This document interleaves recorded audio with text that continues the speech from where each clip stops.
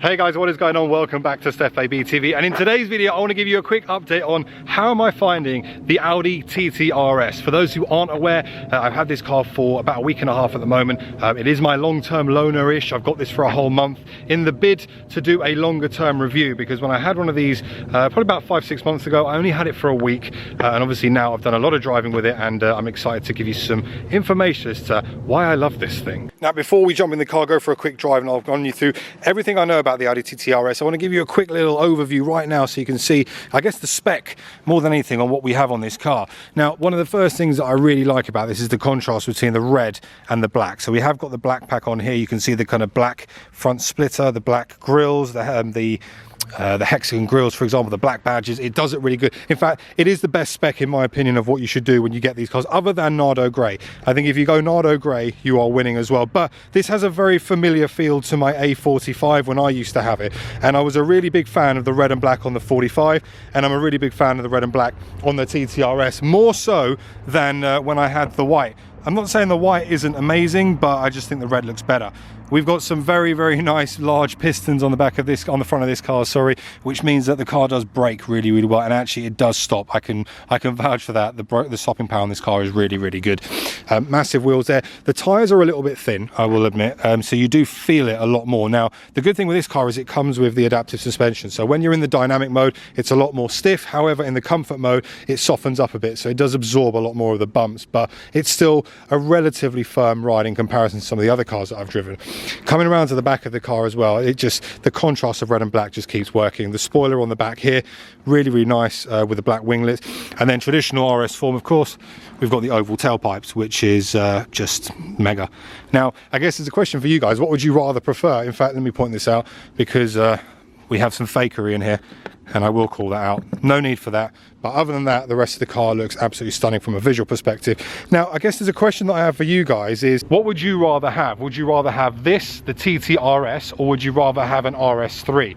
Now, both cars, 400 PS, both cars 2.5 litre 5-cylinder cars. However, it depends what you want. For me personally, I think that the TTRS is the better car, but only because I don't really ever have anyone in the back of any of my cars.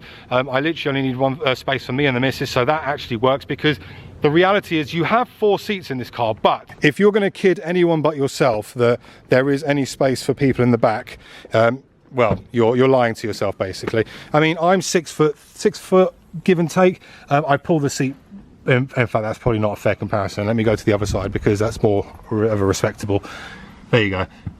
So that's the passenger seat, kind of set back to house my missus, so she sits comfortably in there. There is really hardly any room in the back there, so if you are going to use this for more than 2 people, those people really need to be really small children or a dog or a cat or something, because you're not really getting anyone in the back of it. But that aside, it's a wicked car to drive. Now, from I guess what we get from it, we get the 7-speed, is it S-tronic? I think it's S-tronic on that. I need to double check. Yeah, S-tronic gearbox on that. The shifts are lightning quick, and 0 to 60 in 3.8 seconds mean that it's, I mean, point to point, it is an absolute weapon. From an interior perspective as well, let me just quickly jump in here to give you one final verdict before we set off. Look at this, guys. I mean, from an interior perspective, it is just a wicked daily car, which gives you all the thrills. It sounds good too. I mean, have a listen. If I put this sport button on, there we go. It doesn't allow me to go any further than 4,000, but you get the gist. Have a listen. Yeah, I mean, it sounds great, and one of the things I really love about the TT is the simplicity about it. Simplicity? Yeah, the simplicity about it. You don't have any of these extra screens here. Everything is here via the virtual cockpit. Where am I? I'm on the map at the moment. But you've got the different views. You can choose what you want to do. You can connect it to Apple CarPlay. Right now, I've just not got the phone connected, but you've got the RS displays. But this, for me, is one of the really cool things. The fact that you've got your controls for all of your aircon, etc. It's all done via these lovely buttons, and on this hand side here you've got the seats as well, so I can kind of make it hot, cold, etc. We do get loads of carbon fiber in this as well. Lovely carbon fiber door handles, Alcantara in here, red stitching, it just goes with the car, and the entire center console in beautiful carbon fiber. And as I mentioned earlier on, these seats are just absolutely stunning. Absolutely stunning. But right, let's jump in the car. Let's go for it. Well, we are in the car. Let's go for a drive. Right. Now I put the car into sports, so you can almost feel a little bit of the bumpiness as well here. Oh. But again, you know, I put it into sports because I've chosen to. That's like I said earlier, you have the luxury of the adaptive suspension, which is a good thing. It does make it a lot more manageable, more than anything. But even at its harshest setting, it definitely doesn't make the car undrivable. So I wouldn't really worry about it if you're thinking that that's a bit of a deal breaker if you're potentially thinking of buying one of these. Oh, look at that. That's cool. We are just leaving Cotswolds Airport.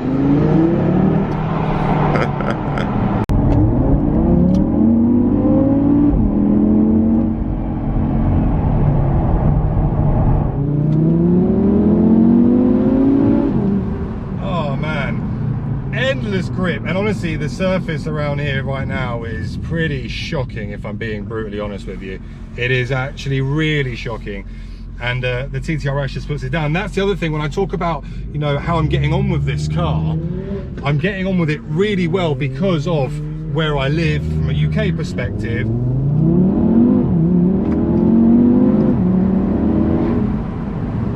It just always finds grip. Always finds grip. And that's the thing, I guess, with when you're thinking about a car as an all-rounder. That's why I think the TTRS is probably, TTRS and RS3 are probably hands down as an all-round, really quick performance car, some of the best that you can get. I mean, they're not astronomically expensive to run from a fuel perspective. I mean, to put it into perspective, when I drove down here, I drove from where I am near Heathrow all the way out here to the Cotswolds. It was about a 2-hour journey. I was just cruising around 70 miles an hour, and I was returning 38.5 miles to the gallon, which I think is really good going from a 5-cylinder. From a 2.5 5-cylinder, I genuinely think it's really good going. And you get that delicious noise. I mean, if I was to go, yeah, sport, just that 5-cylinder growl, if you like. It's a very unique kind of noise. It's very rally-esque, you know, the old rally days of the 5-cylinders, the Quattro 5-cylinders. But what you get from this is much more. Much more. I mean, listen.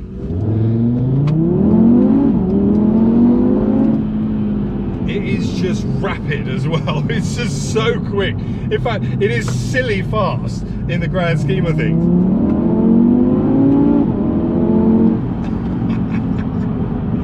And of course, with the dual clutch 7-speed, what you get is you get those gears that just engage so quickly. And when I look at this and something like an M2 Comp, I know that there was a couple of people who put in my comment section when I got this car, like, Steph, if you choose this over an M2 Comp, no one will believe you. But actually, there are certain, as an everyday car, this is better than an M2 Comp. There goes Sam. This is better than an M2 Comp. But it's the element of the drivability and the fun factor where I think the M2 Comp will just nudge forward a bit. And there's nothing wrong with that. I mean, you got 4-wheel drive and you got a rear-wheel drive. Rear-wheel drive will always be more fun because it will always keep you on your toes a bit more, and it will just excite you. And I know that the M2 Comp, after driving it, is brilliant. I love that car. But I also like this.